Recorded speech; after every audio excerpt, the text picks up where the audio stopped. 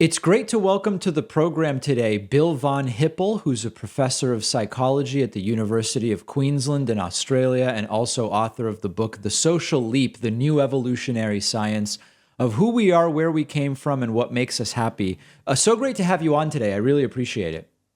Thanks for having me, David. So, I guess to pick somewhere to start, there's often conversations about when were humans modern, and when would we look at past humans and say, yeah, at least physically and generally speaking, that's the same sort of species that is us. But there's maybe a little bit less time paid in popular culture to what was humanity like at sort of some of those earlier stages. So maybe we go to the kind of rainforest to savanna phase. Talk to us a little bit about what would be the big differences we'd notice, I guess. Sure. So if you go back to when we were still the same species as our cousins, the chimpanzees, so we're talking 6 or 7 million years ago, living in the rainforest, all the data that we have suggests that we would look a lot like modern chimps. Not exactly, but awfully close. And then when we left the rainforest and moved to the savanna, and actually it was the rainforest that left us, it dried out in the region that we were on. But when we left it, moved to the savanna, we were still probably very chimp-like for a long time. And in fact, if you fast forward the clock about 3 million years to Australopithecines, you could see them standing next to a chimp. And the primary difference between them would be that the Australopithecines can stand straight up, that they're completely bipedal.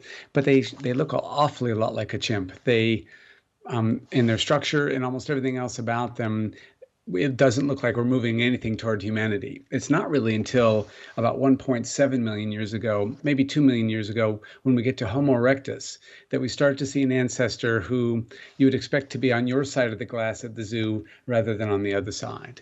When we talk about modern humans, is the best science we have still that phase goes back about 250,000 years? Yeah, that's a great number. The downside, of course, is that there wasn't one day where we were or weren't humans and then were, right? And so it's a very slow spread. When you look at fossils that are a little older than that, you start to see features that don't look a lot like modern humans, but just a few. And when you look at fossils that are younger than that, you even occasionally see things that look a little archaic as well. There are many efforts made by sometimes I don't want to say modern psychology like pejoratively, but Right. by some modern psychologists sometimes to explain certain responses that we humans have today to certain stimuli by telling stories about what things would have been like when humans were on the savannah. You know, the idea of the fight or flight response, which we might have Hmm. now in public speaking, you often hear analogies to, well, it's better to err on the side of if there might be a lion coming to have sort of that reaction. Another example is I recently spoke to an expert on sleep paralysis and other conditions. And we talked about the very common dream of falling. And his idea was that may go back to when we were in the trees, and there would be an evolutionary advantage to having that kind of startle response, even when it's only a dream that you are falling, because you might really be sort of falling out of a tree. Those stories, how useful do you think they really are in kind of thinking about our past? I think they're useful sometimes, but they're really primarily useful in developing hypotheses. And so if you think, well, public speaking, maybe that's some sort of ancient response to lions or saber-tooths on the savannah, something like that. Well, you need to explore that hypothesis and say, what does that tell us? Now, personally, wouldn't think that would get you anywhere because what was a bigger deal to our ancestors was no longer saber-tooths on the savannah, but the possibility that our group might reject us. And if ever there's a chance to my group reject me all at once, it's when I'm publicly speaking and I'm saying something to everybody. If I say something wrong, that's a great chance for them all to agree, all right, time to give Bill the heave-ho, which for our ancestors was a death sentence. That's Falling out of interesting. trees. That's interesting. So, and I think, and you've written quite a bit about how social behavior may be heavily dictated today by our ancient ancestors and the evolutionary pressures. So that would be it's the same story that's often told, but it's really applying more of a social interpretation to it than a biological one, I guess.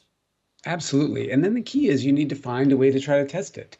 And most of the research that we've done, for example, on rejection, shows that our responses are way stronger than they are to the fear of predators and other physical stimuli, a cliff you might fall off, something like that.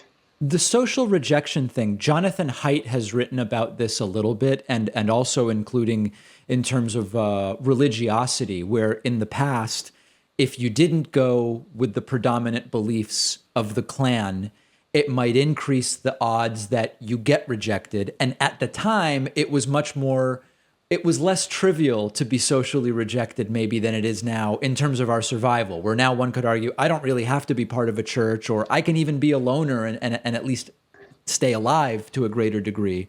Can you talk a little bit about how that rejection risk has really changed over time? Well, the funny thing about that rejection risk is, as you say, it hardly matters anymore. Not only would you and I be just fine if all of our friends decided they didn't like us because we could still survive, but even more importantly, we could move to a new neighborhood and get a new set of friends. But our ancestors didn't live like that. They lived in groups that were relatively closed, so to speak. They broke up and regathered, but in only within a relatively small clan. And so they couldn't afford to risk their reputation in the same way that you and I can today. And this is the exact kind of evolutionary disconnect that you were talking about earlier. In our past, it mattered a great deal. Now it probably doesn't matter as much, but there's nothing more painful to people than rejection.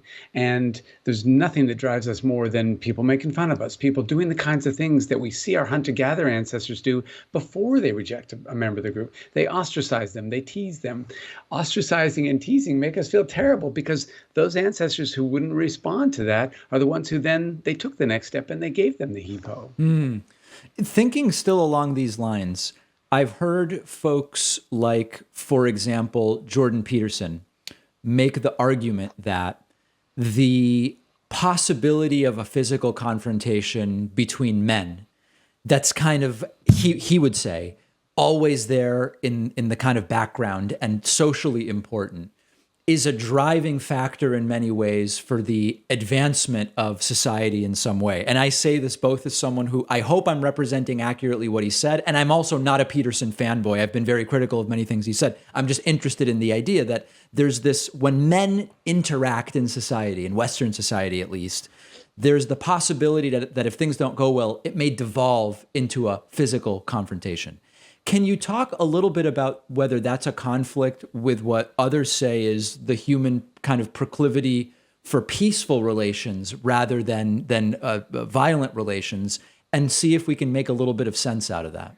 Yeah, that's a great question. So, if you look at our chimpanzee cousins, they're about 500 times as likely to come into physical conflict with other members of their group than humans are. And so, when we look at human hunter-gatherers, so there's no police to stop you, no government, we see a ratio of 500 to 1. For every one conflict we have where we fight with each other over something, they have 500. But if you look at our chimpanzee cousins when they interact with members of other groups, now you see a 1-to-1 ratio. They're exactly as conflicted with members of other groups as we are, or we are exactly as much as they. And so basically, we've evolved to be hyper cooperative. We work together incredibly well, but that's primarily within our groups. When we're looking at between group relationships, they look a lot like chimpanzees did.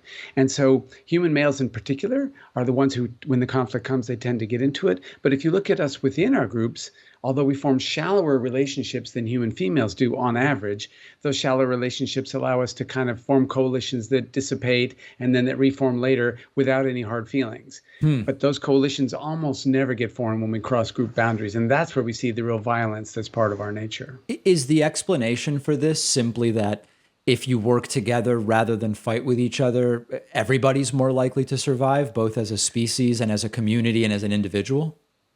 Well, yes, and the reason that the chimpanzees never crossed that particular Rubicon is they never got to the point that we got to on the savannah, where there was enormous benefit to be gained if everybody would cooperate. And so when you look at chimpanzee psychology, they're very clever. They do lots of things very well, but they're fundamentally competitive with one another. As a consequence, the individual goals and the group goals never aligned.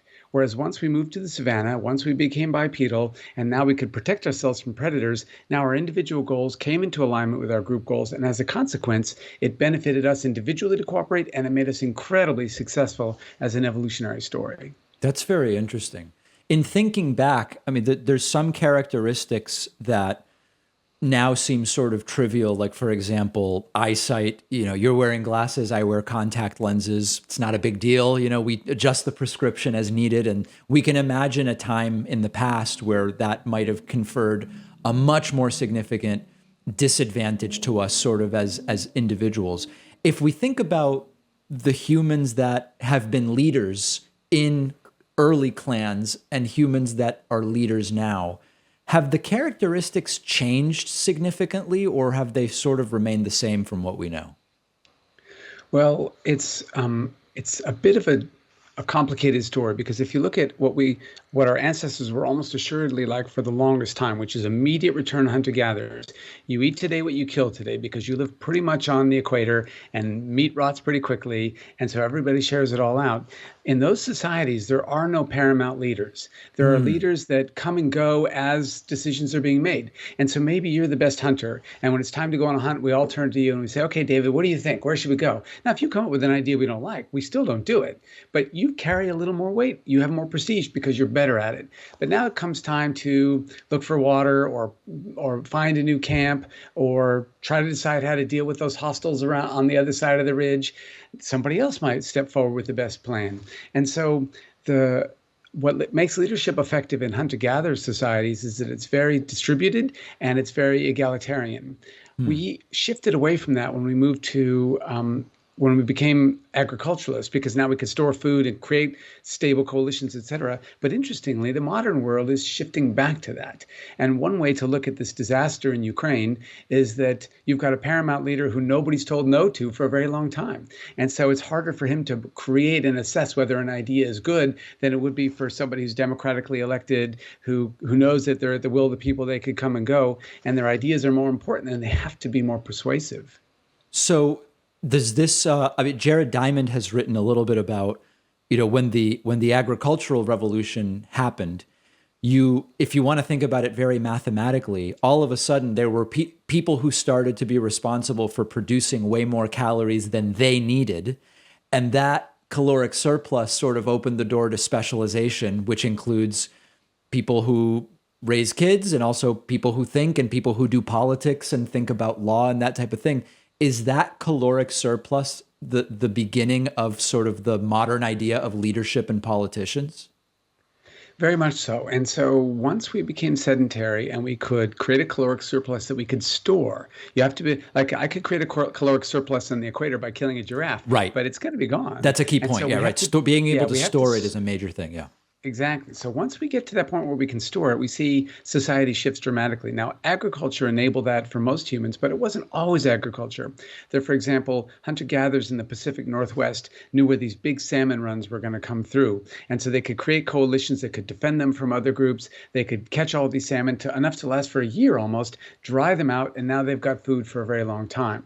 So whenever you can create or source storable sources of energy, you've got the basis to build the kind of society that we have, whereby you can have specialization. Everybody doesn't have to be a hunter or a gatherer. People can do whatever they want because somebody else can be responsible for generating that caloric surplus. It's often very, there's a lot of black-white writing about all of these significant leaps forward, like the agricultural revolution, the industrial revolution, and some folks at least seem driven to assign good or bad to them overall, which seems so fraught and difficult. I'm wondering if there's maybe a more overarching theme that we could identify about all of these leaps. Like, for example, a lot of these leaps bring the opportunity for a lot of good, but also things that are not so good. So, for example, with agriculture, we could say, well, all of the obvious good things and specialization and potentially reducing hunger. At the same time, you started seeing, animal-borne disease to some degree. You started seeing inequality for the first time in terms of, hey, a lot of people can actually store the food for the future. Is the general thing that there's always going to be some aspects that are problematic with any advance? Yeah, I've never seen an advance that was an unmitigated good. There's almost always a cost. Now, sometimes we don't envision those costs until later, and sometimes we don't envision the benefits till later. The first agriculturalists lived shorter lives. They were more disease-ridden, and they were physically shorter than their hunter-gatherer ancestors because their diet wasn't as good. So they actually suffered a lot for us to benefit way later. A weird deal. Would you take a deal to say, well, in 1,000 generations, things are going to be great? You'd say, well, no thanks. I'll do something else. So that's one side of the coin. I think the internet is a good example of the other side of the coin. It's democratized knowledge. It's made us more we can connect with each other more easily, et cetera. But it's also done things like create an enormous amount of work as everybody in the world sends me an email with a request for something. It's created, and used to be they'd have to write me a letter and it was just too much effort. It's Right. created all sorts of polarization as people can create fake news sites, and literally your job is to try to make it more persuasive. So with all of these, when we enhance our abilities to communicate with each other, when we enhance our abilities to create and store new things, there's almost always something that's going to go wrong in that context. Humans tend to be really good at fixing those things. And it's, as a rule, we'd almost never want to go back and say, okay, well, let's get rid of the internet. Let's start hunter gathering again. Right. Those things don't happen. So we do a great job of doing our best to fix them, but they're undeniably the problems that accompany those changes. Yeah, one of the most interesting books that addresses this specifically with the internet is that I've read is Neil Postman's book Technopoly, where he talks about the sort of, I don't know if it's naivete, but the idea that only sorting things out so that we only get the good of any technology or advancement is such an impossibility that it's almost not even worth trying. It seems better to just figure out how to deal with and manage the bad. Yeah, I think that's a great point. And Adam Alter has a wonderful book called Irresistible, where he also talks about just social media and the technology that goes with that. And again, all of that stuff is great, but then it turns out it's highly addictive. And so it disrupts people's lives because they start replacing their in-person interactions with interactions with screens. And so you've got the approach of Technopoly, you've got the problems that come when you're just psychologically too attached to these things and you no longer live the kind of life we're actually evolved to live, et cetera. Every single time there's pluses and minuses, and you have to find a way to navigate it. One of the points you make in your book, if I understand it correctly, is that following or letting our evolutionary needs lead us leads to more happiness, all else being equal. And I think that that's super interesting. I'm also aware of ways in which it's sometimes turned around and used in what I would consider to be a negative way. Like, for example, sometimes you will hear that type of argument used by those against gay marriage and gay adoption, et cetera, to say that's not going in the direction that evolution leads us because two men by themselves can't create offspring. And so it's a sign that we should be anti-gay, for example, or something like that, which I know is not your point. Can you talk a little bit about what you do mean by happier by following evolutionary needs? Sure. So evolution pushes us to do the things that help us survive and reproduce. And so to the degree that we in the modern world continue to do the things that helped our ancestors survive and reproduce, they're going to make us happy. And that means forming good and long-lasting relationships. That means forming romantic sexual relationships. On the gay point, you raise an interesting one. There's actually good evidence from my colleague Brendan Zeech that homosexuality also evolved and that it serves purposes as well. And so the same data apply to whether you're gay or straight, that evolution wants you to do the kinds of things that were in your best interest. Now, the disconnects, the problems emerge when you get to things like when you get to evolutionary mismatches between our ancestral environment and today. And so a good example would be we evolved to be interested in sexual variety because it helps you sort of spread your genes into more than one basket. You're not putting all your bet on one person. But variety was so rare in our ancestral environment that it wasn't that disruptive to people's long-term monogamous relationships. Whereas variety exists every day outside my door. I can see a new person if I live in a city. And so it makes it really hard to stay in a long-term relationship if you're a city dweller in today's world, because the evolved psychology of our ancestors were responding to the fact that they probably would know 100 people in their entire lives. There's no way they're encountering a million. And the reason that this was less relevant, you say the variety was less present, was it just because we were in relatively small groups that were homogenous? Yeah. Yeah, we lived in groups between 20 and 60 people. We only mixed with people who had our same accent, spoke our same language. If we ran into somebody who didn't do that, there was a risk that they were an enemy. We might be friendly. We might get into a conflict. If we were friendly, we might even use that as a chance for men or women to switch groups, to decrease inbreeding, et cetera. But we spent our whole lives in these small nomadic groups that didn't run into that many different people. One of the reactions that I often see from 10, 11, 12-year-olds when they learn about evolution is it seems as though we've stopped evolving to some degree. And of course, when we think about modern humans, 250,000 years, we sort of seem to look the same and so on and so forth. Can we think through a little bit more about, and maybe this is more of a futurism type question. What are the evolutionary pressures now exerting influence on humans? Again, now that we've solved a lot of the things that used to kill us very early. Yeah, that's a great question. So if we look at at what are called evolutionary sweeps, which are genes that don't exist in the past and then suddenly sweep through the population, we can see that in fact they've been more frequent in the last 10,000 years than they were in the prior 100,000 years. Mm. So it may look like we stopped evolving. Our bodies haven't changed much, but there have been dramatic changes inside us, ways of learning to drink milk by producing the lactase enzyme throughout our whole lives, lots of things like that. So evolution is still happening very much at a rapid pace, but the forces on us are now different. It used to be survival, and now survival's kind of solved, right? For most of us, we're very fortunate that modern medicine and agriculture have enabled us to not have to worry about our survival. But sexual reproduction is a big one. Our ancestors could never disrupt the link between sexual activity and reproduction, and so that guaranteed they'd have lots of kids. We can now disrupt that link very easily, and evolution made us want to have sex because when we were back in the day and that desire was important for our reproduction, we didn't understand how to create offspring. So we don't have an evolved desire to have kids. We have an evolved desire to have sex and an evolved tendency to be nurturant to those beings who come along because of our sexual activity. Now that we can separate out those two, I could easily imagine a world not so far from now, 30, 40 generations, where there's just not that many humans because most of us are not interested in having children. Most of us are interested in doing other things. I mean, humans are quite poor at making predictions about what things are going to look like in the future. Given that, what types of changes would you be thinking about when we think about 500 years from now in terms of Homo sapiens? 500 years from now, I don't think you'll see anything different physically, biologically. That's too fast. You'll see a lot of cultural changes, and I have no idea what those might be. You could imagine a world with free energy, and then nobody works for a living. You could imagine lots of interesting possibilities.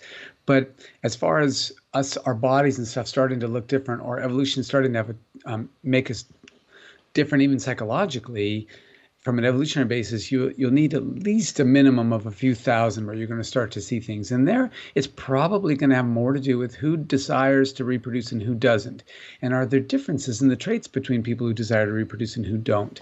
Right now, those differences are primarily a factor of how you live. If you're a city dweller, you have fewer kids than if you're a rural person. If you're well educated, you have fewer kids than if you're not. But those are lifestyle factors that push you down a certain pathway.